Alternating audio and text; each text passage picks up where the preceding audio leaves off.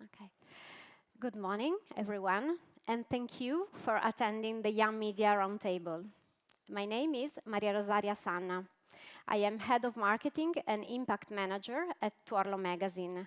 We are a benefit corporation involved in communication of food, territories, and sustainability, with the purpose to inform, educate, and entertain our audience through storytelling. As you all know, agriculture and food production is a very crucial industry in every country. It brings nurture, health, and joy to the most of the people. But also, it is responsible for serious environmental and social impacts related to consumption of water, consumption of soil, the greenhouse gases emissions, loss of biodiversity, poor working conditions, food waste in many countries, and lack of food in many more. So today we will talk about the crucial role that all the medias can play to support this industry in a fundamental change towards a more sustainable future, especially if we address young audiences into a reliable information and an effective involvement. On my side, in this journey, I have the privilege to have three respected speakers. First of all, we will have the pleasure to listen to Antonia Benito. Welcome. She's a Maya Pocomam Guatemalan. Oh, there's an applause from the audience for Antonia. Bienvenida, Antonia. She's a Maya Pocomam from Guatemala. She's also a professional journalist and an activist, and she belongs to the Latin American indigenous community that is warmly represented today as well. She will offer her point of view on the dynamics of the social media in relation to the agri-food and the indigenous people. Later, after Antonia, from Burkina Faso, we will have Noshin Hosenali, the founder of Agribusiness TV, a web TV dedicated to African youth in agriculture. She will tell us her experience on how videos and documentaries can raise awareness on agriculture in order to make it more attractive to young generations. Noshin is not here on the stage with us, but I am particularly grateful to her to take part in the roundtable despite the difficult situation that her country is experiencing today. So she will connect it by Zoom later. And finally, the last speaker will be Patricia Sfer. Welcome, Patricia, as well. Thank you for being here. She's the leader of the Forest Communicators Network for Mediterranean and Near East. So she brings her experience on the communication and protection of forestry in the Med and Near East area through her network of experts and journalists. Before starting the roundtable, many of you got involved in the survey that we launched. So thank you for giving us some interesting point of view of your use of media. Today, we want to further involve you. So behind me, you can see a QR code and also the web address and the code. So please go through the Slido platform and send us your questions for the speaker through the Q&A tab. And also you will find a poll tab where you can express your opinions on the medias where our speakers work. So you will find also 3 polls. After you answer, we will share the results during the session and we'll ask the speakers a comment on your opinion on the topics. And now let's start with the first speaker. My warmest welcome again to Antonia Benito, professional journalist and member of the Latin American Indigenous Youth Network. Estoy saludando en mi idioma indígena. Buenos días a todas y todos. Bienvenidos a este intercambio de palabras. Inicio agradeciendo a las energías de este día, a las abuelas y los abuelos para que nos acompañen en los distintos procesos desde lo local, nacional y global. Para que los derechos de los pueblos indígenas se respeten y se visibilicen, hoy en la energía del Anil en el calendario maya. Mi nombre es Antonia Benito, mujer maya Pocomam de Guatemala, periodista indígena, y mi camino en la comunicación inició desde los 16 años, como operadora en Radio Cahuinaquel, en donde actualmente laboro. Sin embargo, para lograr ejercer la profesión, tanto en mi caso como en el de otras hermanas indígenas, ha sido un camino de grandes retos. Antes solo eran los medios de comunicaciones tradicionales, la radio, televisión y la prensa de los corporativos, donde siempre es casi imposible ver y escuchar a personas indígenas portando su indumentaria y mostrando su identidad en los medios de comunicación corporativos. Uno de los casos emblemáticos que podemos mencionar es el de la periodista maori, presentadora de la televisión de Nueva Zelanda, mostrando sus tatuajes faciales en un horario matutino de mayor audiencia. Oportunidades, claro, no recurrentes en los otros países de las 7 regiones socioculturales. Ese es el primer escenario, pero seguimos avanzando. Ahora tenemos el privilegio de ver a mujeres y hombres indígenas en canales de televisión internacionales. Sin embargo, en los países aún no es común ver como periodistas, reporteros, presentadoras o presentadores y analistas indígenas que ocupen estos espacios y a pesar de sus grandes habilidades. Romper las brechas no es solo romper las brechas digitales, sino también las barreras y desafíos a los que nos enfrentamos los periodistas indígenas, como la persecución, criminalización y desaparición al abordar temas trascendentales. Los riesgos siguen siendo eminentes.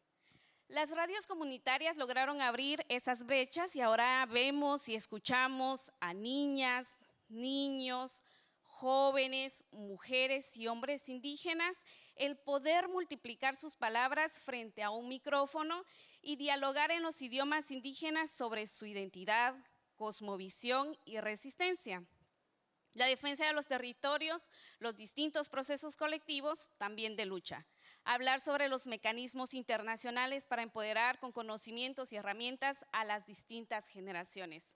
La comunicación es una herramienta poderosa para denunciar la persecución hacia defensores de derechos humanos y generar cambios sustanciales. Con la llegada de las redes sociales y con el paso del tiempo, los jóvenes indígenas se han empoderado, asumiendo retos desde los conocimientos, lo económico y las brechas digitales. ¿Qué hacen los jóvenes indígenas? Fotografías de las realidades de las comunidades y cuentan los hechos de importancia, así como pueden tomar una cámara que no sea de buena calidad para poder hacer fotografías. Y la información habla sobre los derechos básicos como el derecho a alimentación. Hoy, en este contexto del Foro Global de la Alimentación, se presentará la campaña elaborada para visibilizar y accionar para apoyar los sistemas alimentarios indígenas que contribuyen a la mejor producción, mejor nutrición, mejor medio ambiente y mejor vida desde la visión de las juventudes y pueblos indígenas. Conocimientos que se trasladan de generación en generación buscando garantizar no dejar a nadie atrás, porque los conocimientos de los pueblos indígenas es ciencia. El llamado es para todas y todos a ser aliados en los cambios para un buen vivir desde la protección, cuidado, responsabilidad y respaldando a la protección de los conocimientos ancestrales. Pero el plus también es que los jóvenes indígenas van innovando en la comunicación, utilizando la tecnología para el mapeo y documentación de sus territorios, buscando el respeto y la protección de los derechos colectivos, pero también el respeto por la conservación de sus técnicas, semillas y formas de vida. Para ello, recuperar los conocimientos sigue siendo un desafío. Nosotros continuamos con las luchas intergeneracionales y podemos crear buenas prácticas que permitan fortalecer a las futuras generaciones con derechos individuales y colectivos para la conservación de la madre tierra y que nos ha sido prestada y corresponde el compromiso de seguir visibilizando nuestra identidad, nuestros conocimientos y que se respeten los procesos colectivos y en defensa de la madre tierra. Muchas gracias.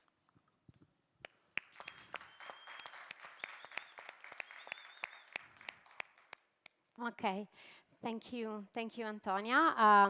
Now we should screen the results of the poll. Please, direction. Where's that? Lucani?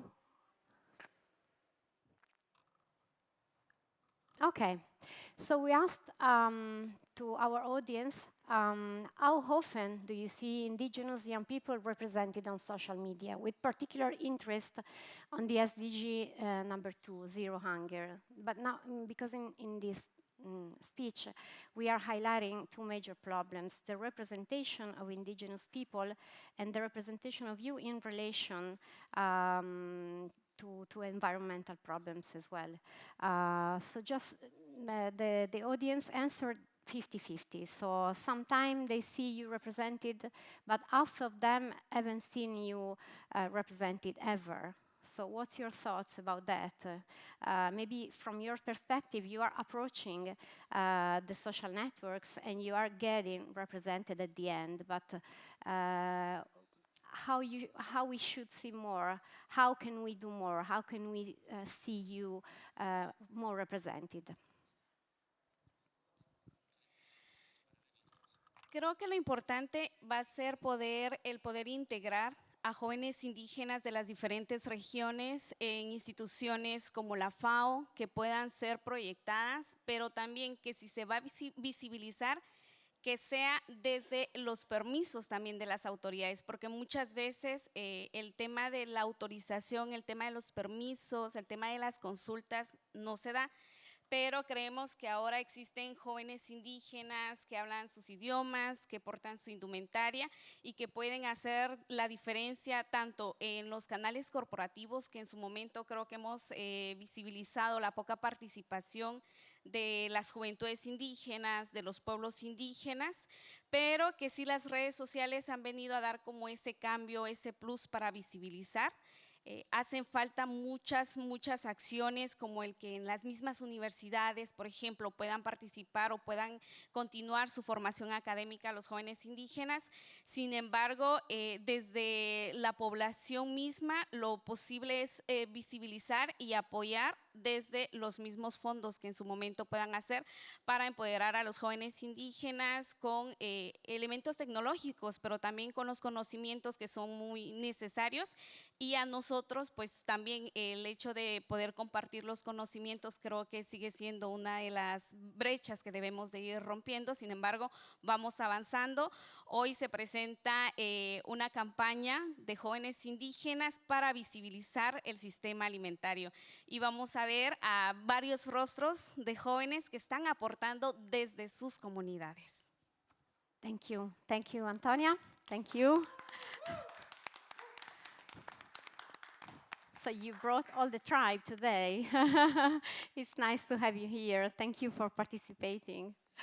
And let's continue with our second speaker, Noshin Hossein Ali from Burkina Faso. She's connected by Zoom. She's the founder of Agribusiness TV from Burkina Faso. Thank you for being here. Please, Noshin. Thank you, Maria. I hope you're hearing me. Yes, we are. Okay, perfect. So today I'm here to share the experience of Agribusiness TV. And I think to start with, what is already different is I'm not a journalist. My background is not in journalism, but rather agriculture. And my journey started more with agriculture first. So I did my university studies, my bachelor's degree in agriculture. And during that time, it was 2008, during the global food crisis, the attention was going more on agriculture. And there was a lot of this problem being brought on several times during conferences or during reports that there is an aging farming population, food insecurity, and youth are not interested in agriculture despite the high unemployment rate. So this is where the idea of Agribusiness TV came in, to show success stories of those who are doing well in the sector and to encourage others to get into the sector, to have role models to inspire them. So in 2015, we applied for a grant and we launched Agribusiness TV in 2016. And the idea was to do 4 to 6 minutes videos to show profiling young entrepreneurs, what challenges they saw, the solution they are bringing, the progress made, and also what's the messages to other youth, sharing their own experiences and encouraging them to come back. So since 2016, so we are on our seventh year of operation now. We have covered video from 15 countries. So we have produced over 800 videos in English and in French. And these have brought over 40 million views so far. And we have also broadcasted a series of videos on national TV in Burkina Faso with the support of a partner. Now, in terms of outcomes, the first outcome is directly the visibility for the entrepreneur that we are showcasing. There have been a concrete example of those who have been able to get clients, to get partners, to grow their business. We have also got testimonials of those who have been inspired and got into the business. And during the way, we have also won some prizes. We have, for example, in 2017, we have won the Wizis Prize in the media category. And this is a bit of our experience. And for us, still, the challenges that we see is the revenue model in the media sector. It can be tricky. And some other challenges also are copyright issues. Like you put videos online and it's sometimes people download it, upload it, and there are copyright issues that comes. And since it's quite technical, you need regular skills update in the sector. For us, the way forward is to cover more stories, more countries, and more collaboration. I think I would end here with my intervention, and maybe we'll talk more during the Q&A session.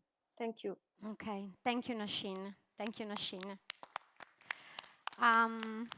There is also a poll about YouTube. I will ask Lucani, please, to share the results on the screen. Okay, Nashin, we asked our audience a question about YouTube, because you are a web TV, you use YouTube and the video format not only as an entertainment tool, but especially for professional purposes. There is not, the most common usage of this platform. So we asked the young audience here present to tell us what they think, if they think that YouTube can be a valuable educational platform for professional purposes, considering that it is so inclusive, democratic, and accessible to everybody, and so especially for young farmers. They basically agree, because the top two boxes, so 60% more or less of the people consider there is actually a very good and very valuable platform. Does this result surprises you? What do you think? I think it doesn't really surprise me, because YouTube has been very, very useful. Even in our experience, we have seen that people are, for example, whether it is about a success story or we have shared about a recipe, a traditional recipe highlighting more nutritious food, it always, I would say there's no limit on where it can reach and the impact it brings. And YouTube as a platform itself, I think it is very open. And sorry about this background noise.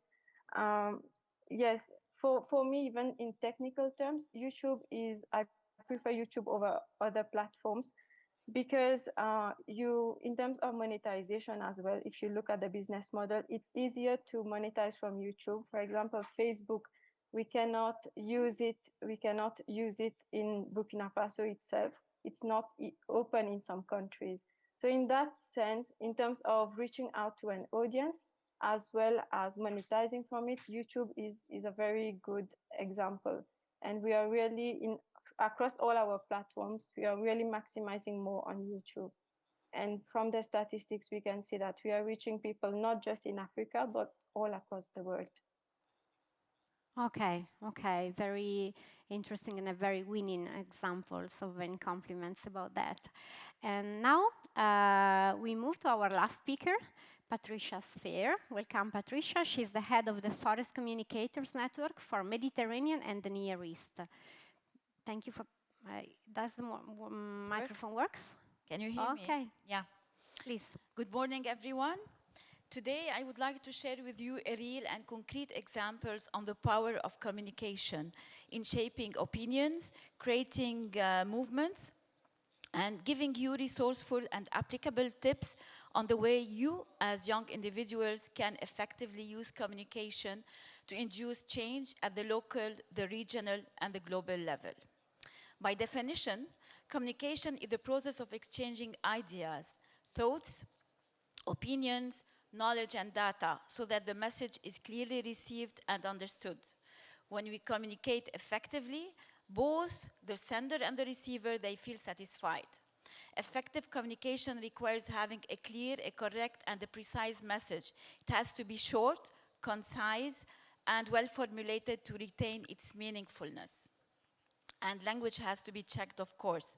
The message must also be reliable because of the source of the information needs to be trusted. You need to account for the language also, which is known by the audience and the level of its education and the job positions. Be respectful also to your audience. Effectively conveying a message is an art as well as a skill developed with continuous practice and experience. In other words, if you want to become a great communicator, you need to understand your audience and tailor the message and the tone and the delivery to the audience that you're having. I personally have learned it through my work and gained experience by leading the Forest Communicators Network of the Mediterranean and the Near East. The Forest Communicators Network, we are 5 in the world, is an FAO initiative created to support regions in raising awareness on forest-related issues and influencing policymakers. With more than 120 members coming from 16 different countries, the Forest Communicators Network in the Mediterranean and the Near East has contributed to raising awareness, influencing policies, and changing forest perceptions on forest and forest-related issues. I had the privilege to lead these communication activities at the local and the regional level, planning, designing, and strategically implementing, and of course reaching out to people outside the physical borders of the events, providing them with resourceful information on forests. The World Forestry Congress, the Mediterranean Forest Week, and the International Day of Forests are key milestones in our work. And we work as volunteers, of course. We eventually have been accounted as the official communicators of the Met Forest Week, where we build capacities in communication and we engage our team in communicating from the event to the outside, promoting all activities and research results during and after the Mediterranean Forest Week. As a network, through our presence and successful communication, we were able to lobby for acknowledging the efforts of communication in shaping policies and strategies at the regional and the global level. You need to know that usually media channels and agencies are interested and very much interested in nature-related communication. However, their interest is very much related to disaster parts, hurricanes, storms, fires, but never or very few are related to the positive communication on forest. This is due to the audience interest that is affected by drama and calamities. Here is an example of how positive communication can be constructive and allow for changing negative perceptions on forest at least. During the International Day of Forests, which is a global event celebrated annually on the 21st of March, featuring themes on primary concerns to the forest sector, this is the most important event that we work on it. It converges all communication efforts at the national, the regional, and the global level in one direction, serving one specific team. Experts, researchers, academias, public sector entities, NGOs, formal and informal group of youth, communicators, and even students participate from their countries and in their own language. In 2022, forest and sustainable production and consumption was the main theme. We worked on it. And for this, we need to acknowledge that people are aware of the need to move away from plastic. and unsustainable materials that take a heavy toll on the environment. They are less aware, however, on the sustainable wood as a renewable material that can contribute to a resilient planet and stores carbon for a lifetime. It presents a viable alternative to unsustainable materials with a heavier carbon footprint. Sustainable wood can be used to transfer the building sector, provide renewable energy and innovative new materials to move towards a more circular and a climate neutrality economy. Check the International Day of Forest video and let's see it together.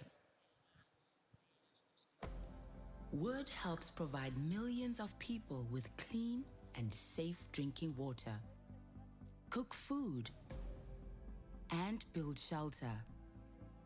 But wood can do even more. Wood can build skyscrapers and replace plastic. With advances in science, wood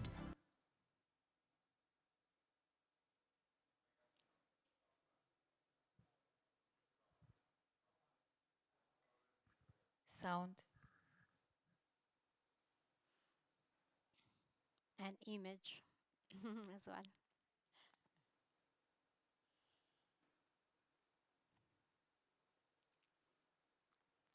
Okay, well, in the meantime, that they maybe adjust the video, so please tell me when it's done.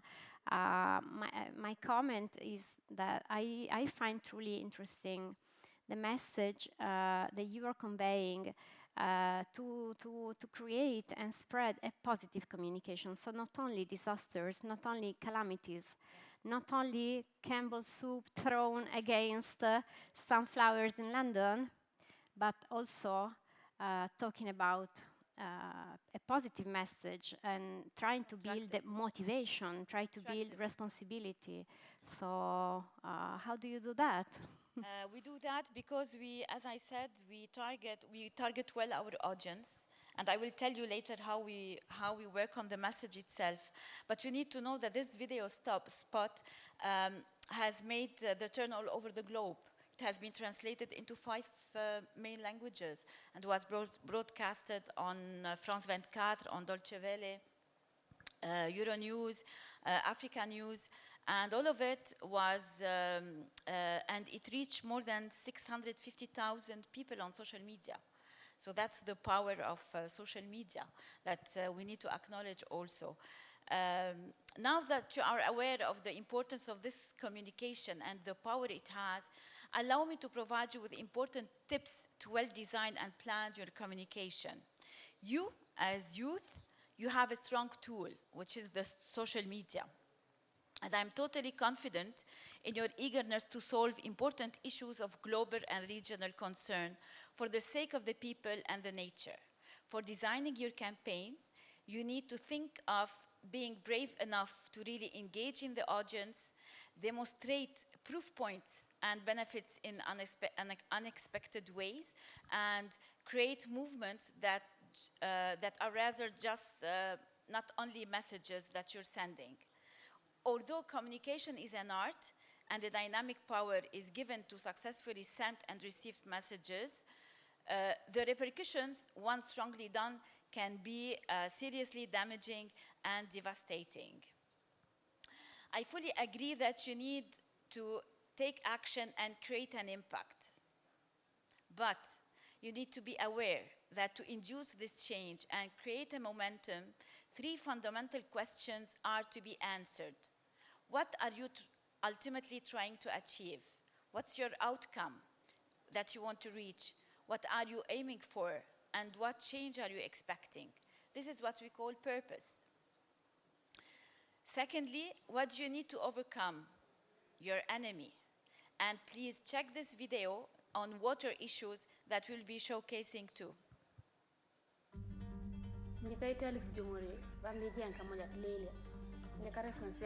Sana na kofuna eja kamoja unungo mera mi besen dimba yambo mera man dian kamoja jupi kilometer sana dian kamoja jupi juko fanfa. When we're thirsty, we just go and get water. But getting water here means spending the whole day walking. Our mission at Water for Africa is to build sustainable, clean sources of water for villages. We ask Sabre2 to make one last effort. Wani ngwale mika wayo no mpingo ne jaw ejaya leye pour mi ngwane ba frambe na pour ngawe duniye tu be jikero.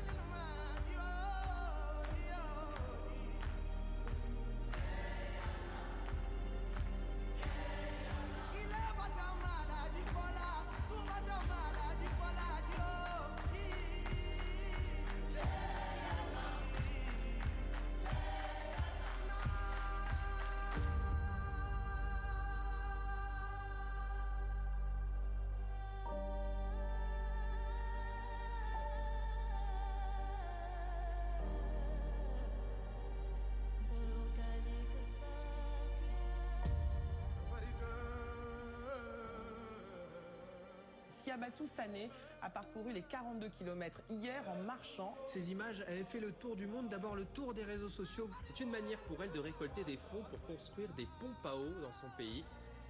People have donated so much more than I can ever have imagined. Nyele jamba wanende kane puru bugala be bukana kumbo hana mu yingolo ngana jikama bukana kolo.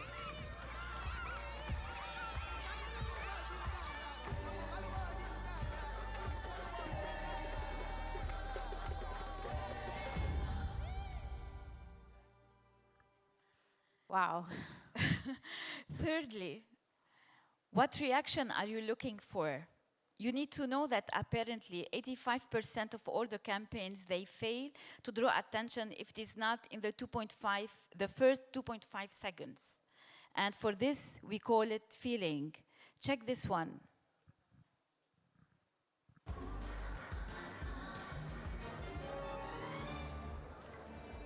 Where have all the good men gone? And where are all the gods? Where's the streetwise Hercules to fight the rising odds?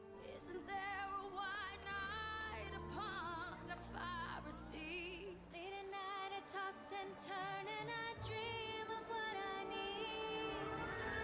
I need a hero. I'm holding out for a hero. Till the end of the night. He's got to be strong, and he's got to be fast, and he's got to be fresh from the fight. I need a hero.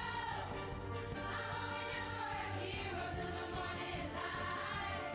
He's got to be sure, and it's got to be soon, and he's got to be larger than life. Larger than life.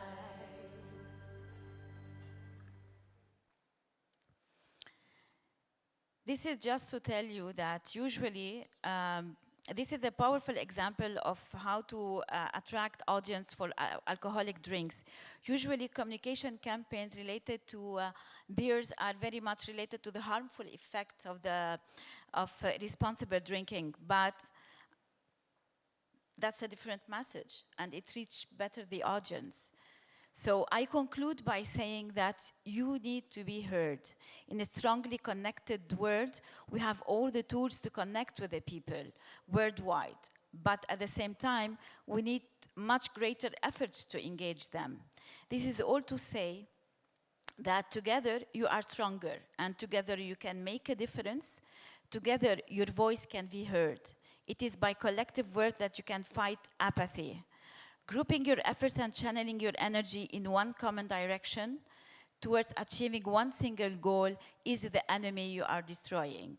Hand in hand, you can empower yourself and be heard for solving issues related to major problems you're facing, like climate change, fighting poverty, access to food, food safety, and empower yourself with knowledge and learning. Remember, do not be the tree that falls and no one hears about. And once Ban Ki-moon said, help us transform a complex and abstract agenda into a personal and an emotional story about how we can build a better world. And I think this is a clear message that we need to change our approach to communication. Thank you. Thank you, Patricia. Okay. Now we should have also a poll to comment from you. Talking about food and agroforestry, you're a journalist and with a long experience, so you are an insider. So you can tell us, we mentioned the tendency to represent only tragedy or drama. But let's go to the information side. How reliable is the information shared by media? And 80% of the audience answered sometimes reliable. So there's something to do. Actually, I've answered it in my intervention by saying that you need to check the facts, and you only trust the source of the information, and it is about the journalist to know where to get the information and how to translate it without losing its meaning and leaving the facts as they are, but explaining them in a more approachable way by the people and understandable way by the people. Okay, so there's a trade-off maybe between being reliable and being accessible, and how there is we can a do trade-off that. between being reliable, being accessible, and being understandable. And I think that's the three pillars that we need to focus on when we are, I would say, writing a message, whether it is on Facebook, Twitter, and Instagram, even by TikTok. You know, TikTok now is a very trendy way of communicating, and sometimes, yes, you show real facts with TikTok, but you can engage more people through your campaigns. Yes, exactly. I have read very interesting statistic about the fact that like 30–40% of the young people claim that they daily get informed through TikTok. Are the journalists and the press ready for TikTok? They're not ready for TikTok, but they are definitely working on it. So that's by capacity building and empowering that we try to develop our capacities in communicating. And yes, the world is moving fast and communication is moving fast, but we just need to know what to use and for whom. So the message is important. The tool you are using is important because every tool or every platform had its own audience. And I said 2.5 seconds are enough to change a mindset. Yes, yes. Thank you, Patricia. Now it's your turn. So the audience is called to ask questions, both here in present in the room or from those who are following us online. So I asked the staff to whether to pass the microphone among the audience or to display eventually question on the screen from those who are following from home.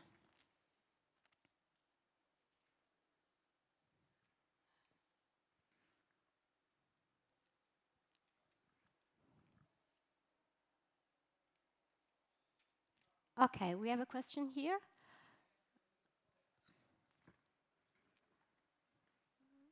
A microphone for this girl, or okay, thank you, Leila. Mahalo, aloha. This is for Sister Antonia. What is your vision for the visibility in your industry and social media for Indigenous peoples, youth, and women? Mahalo. Gracias. Thank you. Bueno, podemos mencionar de que siguen existiendo grandes retos para las y los jóvenes indígenas, el poderse visibilizar, porque si bien es cierto que tienen un teléfono muchas veces inteligente, lo que no tienen son, por ejemplo, recursos económicos o fondos para poder acceder tanto a los medios de comunicación, el poder pautar, pero sobre todo lo más preocupante es que no tienen recursos para poder generar en algún momento materiales de alta gama. Sin embargo, siguen haciendo un gran esfuerzo para poderse visibilizar a través de las redes sociales, que ha sido como esa puerta para poder dar a conocer el sentir de los jóvenes. Muchas veces sí vemos en las imágenes, en las fotografías, a jóvenes indígenas, a personas indígenas, sin embargo no escuchamos su sentir. A través de la campaña que estaremos lanzando hoy, sí estaremos escuchando las voces de los jóvenes indígenas y de los pueblos indígenas, el poder escuchar qué significa para ellos el tema de la alimentación desde las cosmovisiones y desde los pueblos indígenas. Creo que sigue siendo un reto el que los jóvenes indígenas puedan tener acceso a la tecnología y crear material de producción desde la visión de las comunidades. Thank you, Antonia. Anyone else?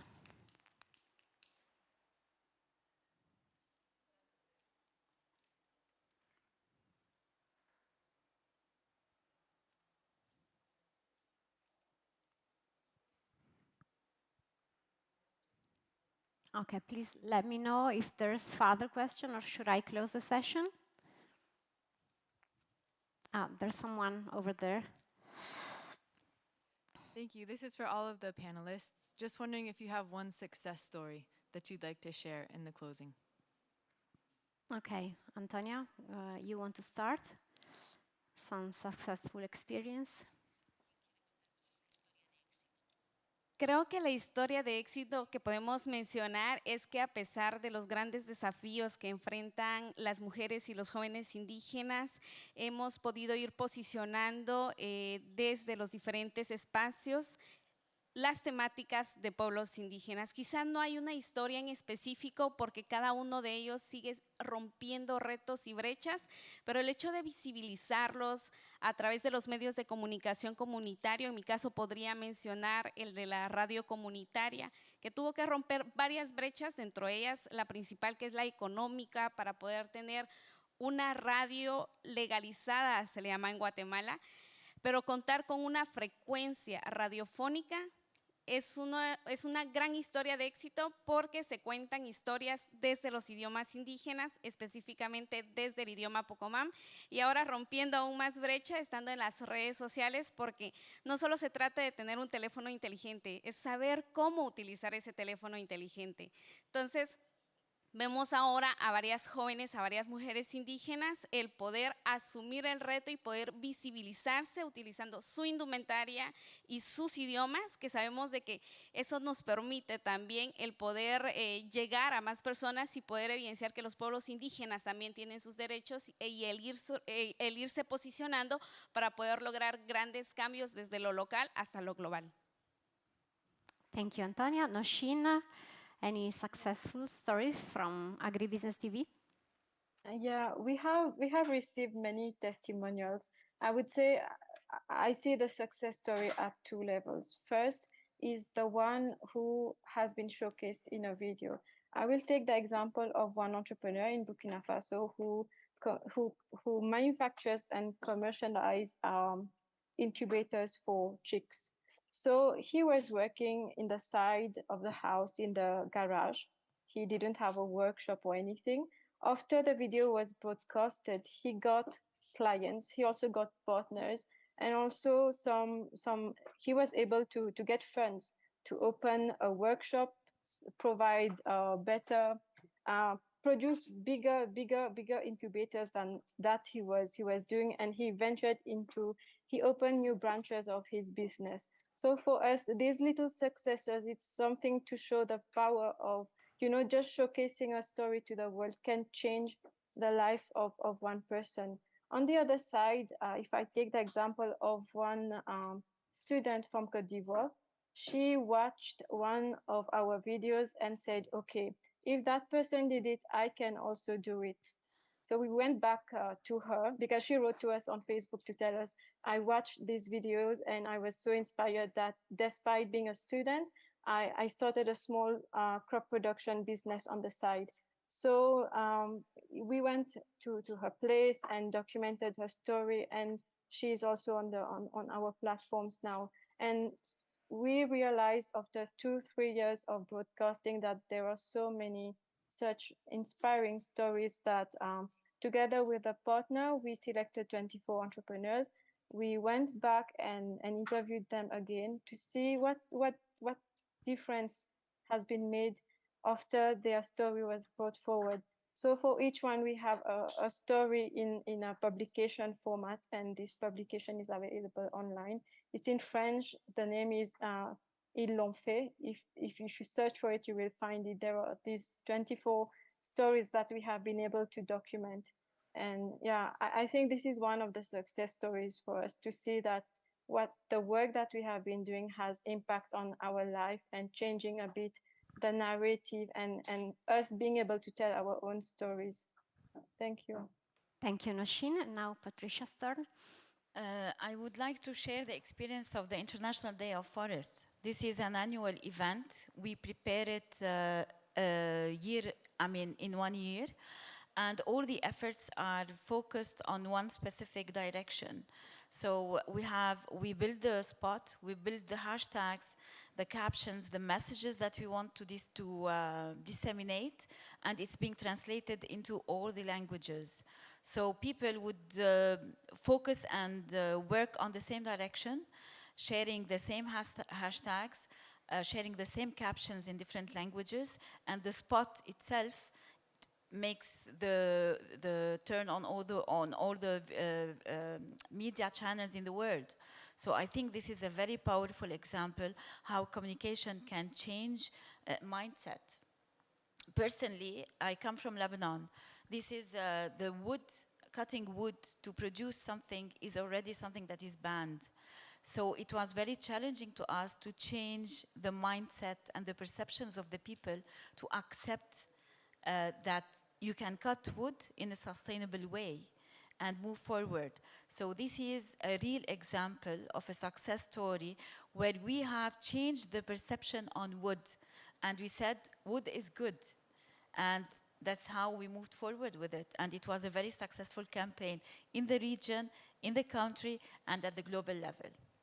Okay, thank you. Any other questions? Okay. There's someone over there who is raising the hands. This is going to be the last one. Okay.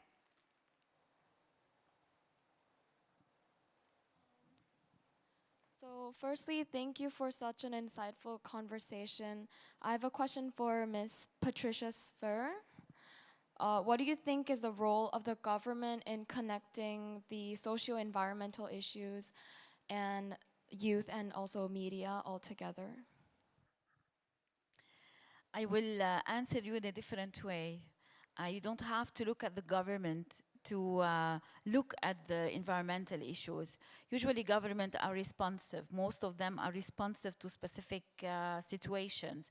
But you need, as a private, as NGOs, as youth groups, to impose this on the agenda of the government by making a noise, creating a momentum. That's how we built campaigns. We said purpose, enemy, and missed it. And feeling. So once you have these 3 questions answered, you build a campaign, and this is how you impose on the government the way to handle and to take it as a priority. This is how we have succeeded, actually, in reshaping policies related to communication. Okay, thank you, Patricia. And I am really thankful and grateful for these 3 amazing ladies to joining me today. And thank you very much to the audience for attending the Media Roundtable today. I wish all of you success for your professional futures and all of your campaigns and projects. And now it's the audience turn again, because on the Slido platform, you will also find in the top left side of the screen a feedback tab. So please go through the feedback tab and connect to the survey to leave us your thoughts, and especially to keep in touch with us, because we will be delighted to further involve you in future activities related to the role of media within the agri-food industry and the sustainability goals. Thank you. Thank you for staying with us today, and enjoy the World Food Forum.